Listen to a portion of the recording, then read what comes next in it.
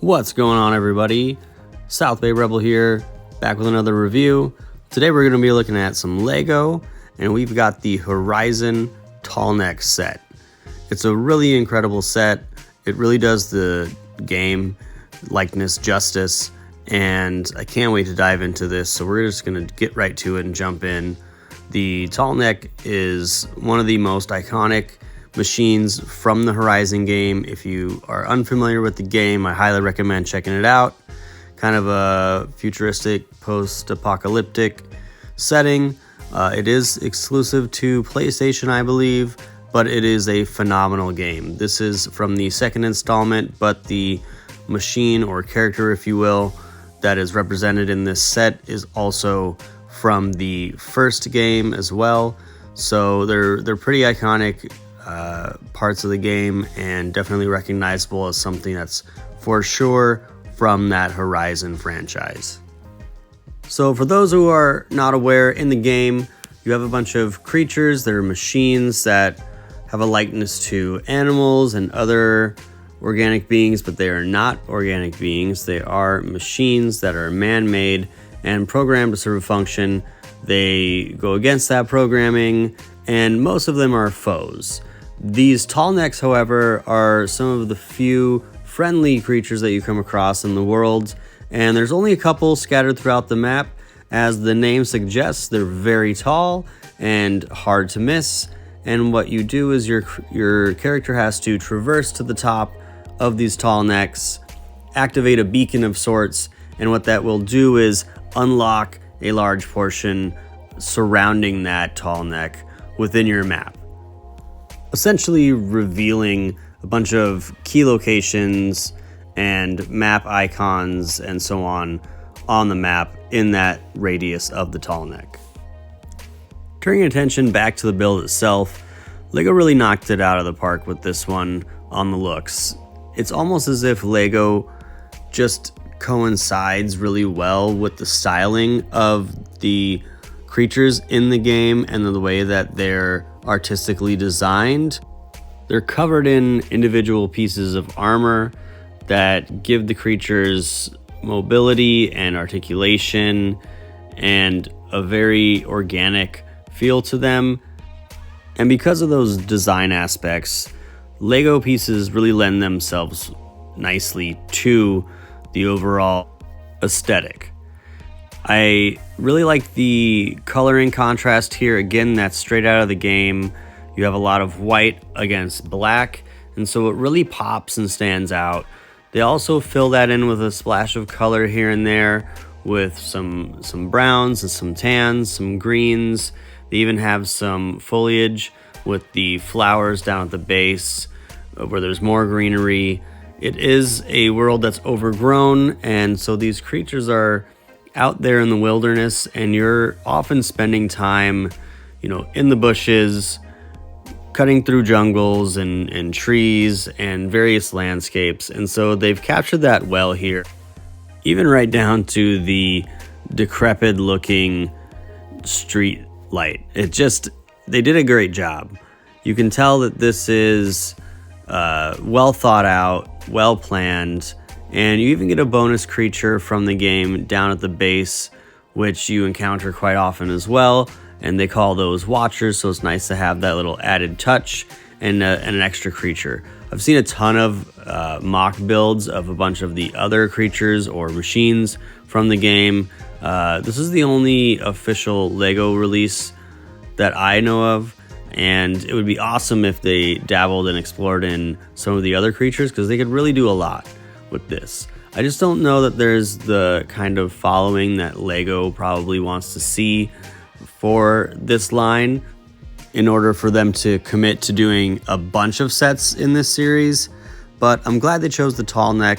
It's definitely one of the more iconic machines from the game, and so it's nice to see that come to life here. Now, the set comes with about 1,222 pieces and one minifigure of Aloy, who is the main character in the game, and it's a really good looking figure.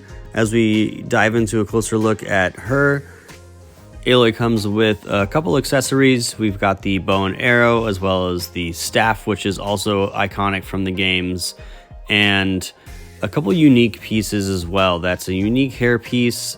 You've got the focus built in, which I'll take a closer look at in a second here, and just great detail on the figure all around. There's arm printing, there's leg printing, there's back printing. You get a couple options on the facial expressions for the head as well, and just down to every detail, they really went the extra mile to make sure all of this was as accurate as could be and doing the game justice. Looking at Aloy again as a standalone here, away from the rest of the set, you can really see the color and how it pops. You get a closer look at that unique hair piece and the focus, which is that earpiece that's kind of a bluish clear, which is another nod to the game and a very important part of it. We see here the arm printing, and you can see the back printing. I will take that headpiece off. So yeah, there's the back printing. You can kind of see there's like a hood, and you can also see that alternate face there. I went with the other one, I just liked it better. And here's that unique hairpiece with the focus built into the hairpiece. And now she's here put back together in all her glory. Again, great looking figure, tons of unique aspects to it that aren't on any other Lego minifigures and specific to this game and the franchise.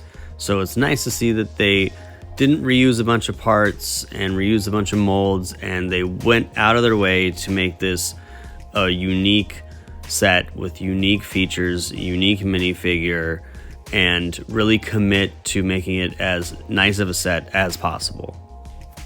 Once assembled, it is a bit tall. It comes in at around 13.5 inches in height, which put it up there among the tallest sets in my collection, right there with some of the OG Hogwarts Castle sets, as well as the Master Builders R2-D2, it was like the 50th anniversary set.